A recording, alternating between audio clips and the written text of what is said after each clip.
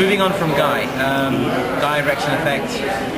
What other tracks did you work on, so people are aware of what you were involved in? So that. Oh wow, let's see. Rex and Effect, Guy. To name all of the tracks, I had something to do with a lot of the production. In fact, I've learned so much from Teddy. I've learned how to do so many things production-wise, working with Teddy and being around him. To name the song, I was also on the Michael Jackson project with him, with the Dangerous.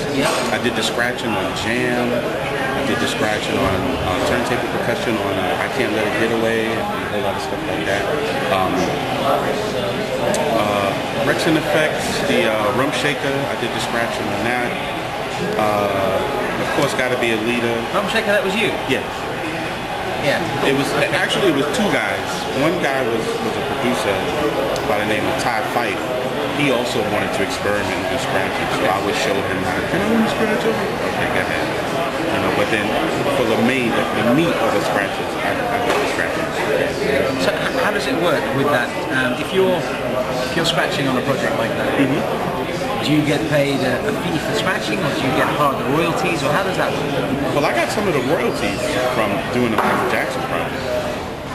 That was a blessing, to be honest with you. Teddy just handed me a big check, a big envelope. That must have been incredible. Yeah. It was a wonderful experience. I said wonderful. It was a beautiful experience. Is there anything you regret about that time? Do you wish you stayed on, or do you think you would have made any different choices? Well, I think that if the guys would have stayed together instead of breaking up, they had their little breakup around about that same period that Teddy produced Michael, and it was a little jealousy, it turned into the Hall brothers versus everybody else that's with Teddy. Unfortunately, I knew Teddy longer. Yeah. So I got lumped into you're with the Teddy camp, you're with the Riley camp. So I wish that didn't happen. A little breakup. What was the breakup about? That's a good question. I tell you what, you don't have to answer that if you don't want to. I really don't know. Me personally, I don't know. Okay. But I think it has something to do with, I don't know.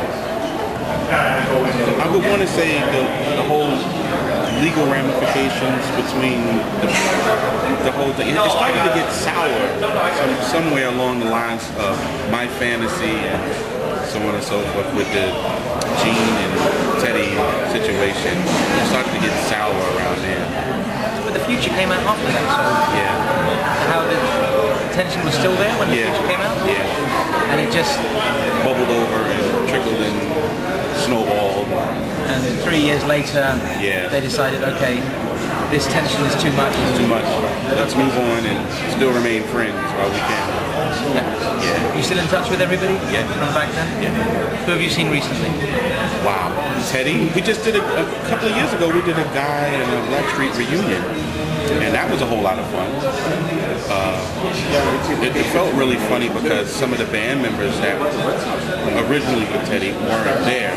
So it was like I had to be the music director, and it was really, really, really, really fun because I had to show everybody how it was done. You know, we're gonna play this underneath while the band plays on top of it. And I was using we wanted to still keep the DJ feel, and back then Teddy used the computer to run the sequencer, and the band played over the sequences. And now we took the recordings of what was played underneath the band, and I played with the CD turntables, but you know, those don't skip. So I had to show the band their parts, sort of, and then Teddy would come in and, you know, underline everything. Oh, you need to play this, you need to play that. So that was fun. My first time being a music director. Very good. Yeah. But that was for a short time, because I couldn't tell you the keys and notes and everything. So what have you done? When did you stop working with Teddy? Wow. Like I said, I've been working with Teddy just about on a lot of projects. That period. Oh, that period?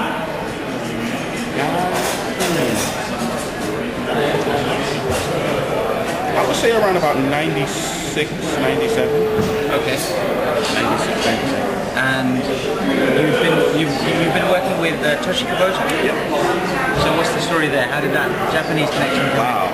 What's funny about that whole situation is that one of the band members that used to play with Teddy called me in to play with Toshi. And he said, hey, come on down and jam with us. I came on down to the rehearsal and I scratched with the band and everything, and I had that experience. Yeah.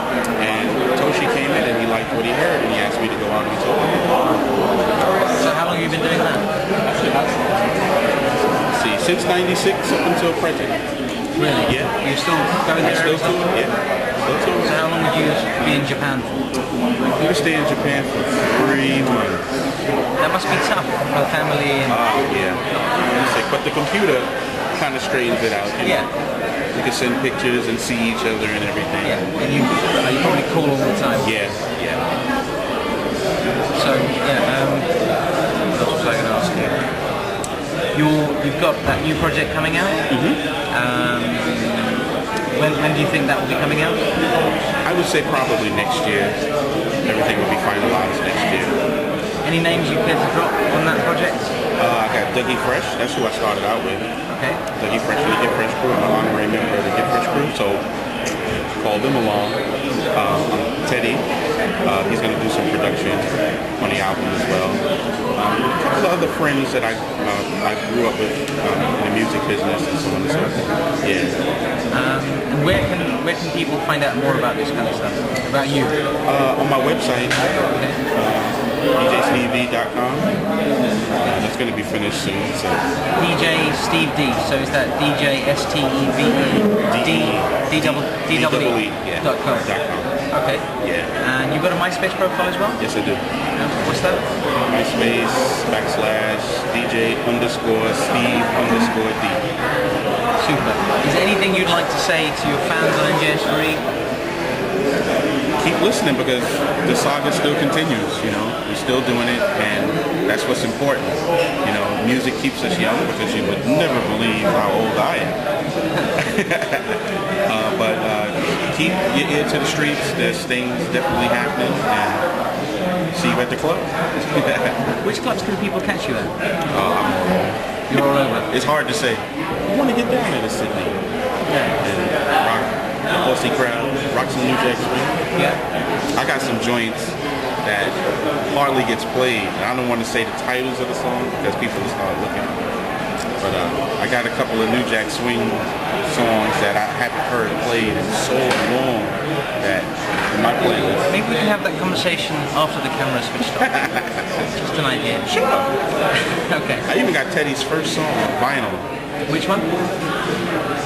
Oh, I know the one. I know the one. I have the whole album. This was before Kids at Work. Yeah. That is the one. They were saying, I think there was like 200 copies pressed or something. Yes. I happen to have one. I got it as a joke, just to show it to him. And the last time we were together, I played it. He goes, "No, please turn it up." It's really funny. No, but it's interesting to see where the music, progression, where it began and where he's gone and where he's taken things. But that's about it. DJ Steve Dee, thank you very much for speaking to NJS4E. And next time we're in New York, hopefully we get to talk again. Okay, sure. Take care, sir.